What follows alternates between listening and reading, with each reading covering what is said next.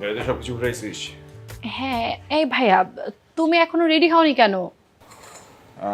তোরা যা, আমার একটু কাজ পড়ে গেছে, আমি যেতে পারতেছি না। আর জবার সাথেও কথা হয়েছে, মামার সাথেও কথা হয়েছে, আমি একবার বিয়েতে আসতেছি। ওকে ভাইয়া। আচ্ছা,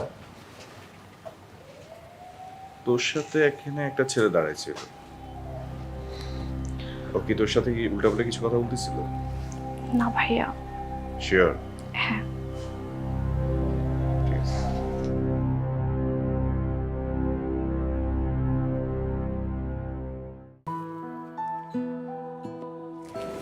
চল চল।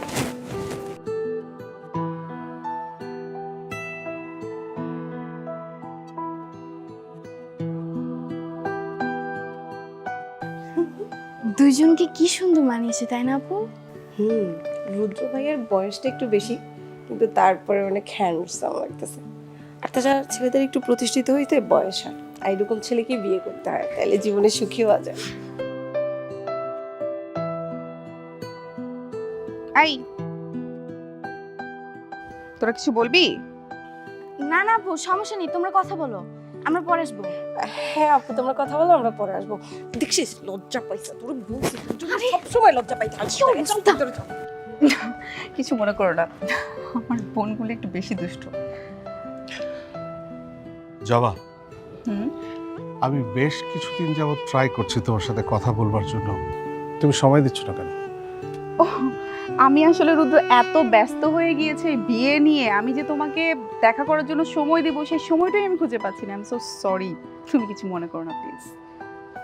জবা, ক্লাস 8-এ যখন তুমি ছিলে তখন তুমি বিদেশে চলে গেলে। 10টা বছর তুমি বিদেশে ছিলে। এই 10টা বছরে কি তুমি একবারের জন্য হলেও আমাকে ফোন দিয়েছিলে, জানতে চেয়েছিলে যে আমি কোথায় কেমন আছি? অথচ কি অবাক বিষয় দেখো, 10 বছর পর আবার তুমি ফিরে এলে, এসেই আমি জানতে পারছি যে তোমার সাথে আমার বিয়ে হতে যাচ্ছে। ব্যাপারটা কেমন উইয়ার্ড লাগছে না জবা? রুদ্র, আসলে আমাদের দুজনের অ্যারেঞ্জ ম্যারেজ হচ্ছে, এখানে আমার কোনো হাত নেই। তবে হ্যাঁ, আমি তোমাকে ছোটবেলা থেকে চিনি, তুমি নিহাত একজন ভালো মানুষ। সো একজন ভালো মানুষের সাথে আমার অ্যারেঞ্জ ম্যারেজ হবে, এতে আমার কোনো আপত্তি নেই। তবে একটা ব্যাপার, এই ব্যাপারে আমার আপত্তি না থাকলেও তোমার আপত্তি থাকতে পারে, এবং সেটা যদি থাকে তুমি আমাকে বলতে পারো। কোনো ভালোবাসার মানুষ এমন কি আছে? You can tell me, I don't mind. Joba, এসব তোমার মনের কথা না। হ্যাঁ, তুমি 10 বছর বিদেশে ছিলে, তুমি কিন্তু এতটুকু বদলাওনি। একদম 10 বছর পরে যে একদম সেই জবা, আমার চেনা জবা পাল্টে যাবে, সেটা তো তুমি না, তাই না?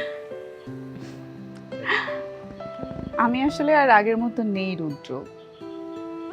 আগের মতো যদি থাকতাম তাহলে তো অবশ্যই ডিফারেন্ট কেস হতো। আমি আমার বিয়ের ব্যাপারটা পুরোটাই আমার বাবার উপরে ছেড়ে দিয়েছি। সত্যি তুমি যেই জবাকে চিনতে, সেই জবা যদি থাকতো নিশ্চয়ই সে তার মতো করেই ডিসিশন নিত।